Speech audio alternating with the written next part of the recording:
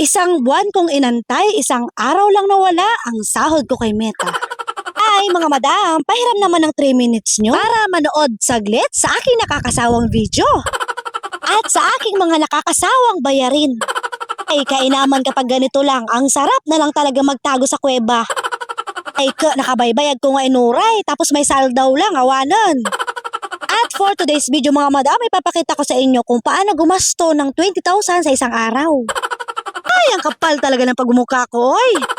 So, ayun na nga mga madam, nandito nga pala ako sa Station 1. Sa wakas nga mga madam, yung pinakaantay ko nga, nandito na nga pala ako sa video. Kukuha na nga pala ako ng aking sahod. At nakikita nyo naman mga madam, ngiting tagumpay. Hindi ko pa nga nahahawakan yung sahod ko mga madam, yung aking listahan kumakaway na. Listahan ng mga obligasyon. Ay nako, kapag ganito lang, napakasarap talagang bumalik sa pagkadalaga.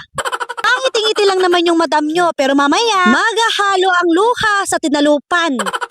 So, yun na mga madam, sahod time. Sige, halika, papakita ko sa inyo kung paano nga pala magtipid. Wow, tipid. Sa ngayon, at napakadami talagang bayarin, walang tipid-tipid. Baka mamaya maputulan na naman kami. Tuwang-tuwa nga ako dyan mga madam kasi nga ninanamnam ko pa.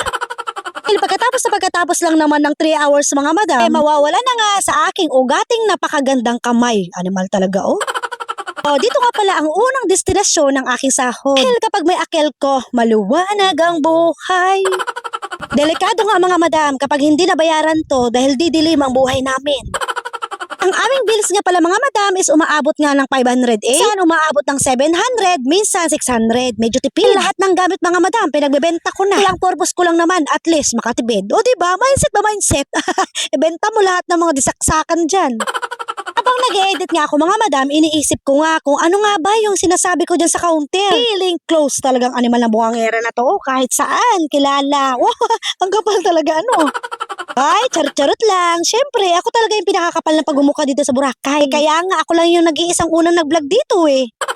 At pagkatapos ko nga pala magbayad ng kuryente mga madam, dito naman tayo sa Boracay Water. Medyo late na nga kasi ako magbayad dyan mga madam, kaya itatanong ko nga kung pwede nga pala magbayad dito. Kaso lang hindi pwede, offline kasi yung Palawan. Kaya pupunta na nga pala ako sa shop ng mga gold. Well, pwede pala magbayad doon. Naku, makikita ko na naman yung gold. Maglalaway na naman ako sa gold. So, mas mahalaga sa akin yung mga importanteng bagay. Lalong-lalo na ngayon, magpapasukan na nga. Pero kalimutan ko na lahat. Huwag lang tong kuko ko na to. Kailangan niya na nga makutkot. Deserve niya makutkot mga madam. Matagal-tagal na nga to, 1 buwan nang hindi nakukutkot. Dito nga pala ako kay Sheng Salon na nagpapalinis. At si Jessie nga pala ang laging humahawak sa aking luyang paa.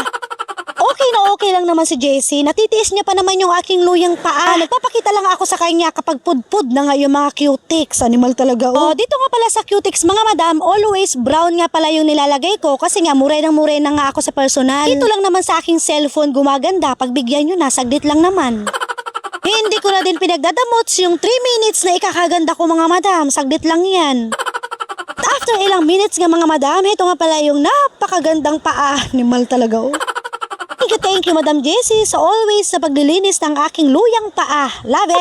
Pagkatapos ko nga pala magbayad ng kuryente, tubig at saka pagpapalinis ng aking paa. At dito naman tayo sa BPI mga madam. Meron nga akong binabayaran dyan na 93,000. Oh my God! Parang gusto ko na talaga malusaw ngayon. Pero sa part 2 nyo na malalaman kasi nga baka mamaya magsawa na naman kayo sa aking boses. Kaya naman please follow, comment and share mga madam kung nagustuhan nyo naman yung aking vlog. Kung meron kayong hindi nagustuhan, let me know. And comment below mga madam. Thank you nga pala sa mga followers ko na nadadaanan ko lagi. Bago magtapos, gusto ko lang sabihin na ngumiti kahit napakadaming problema.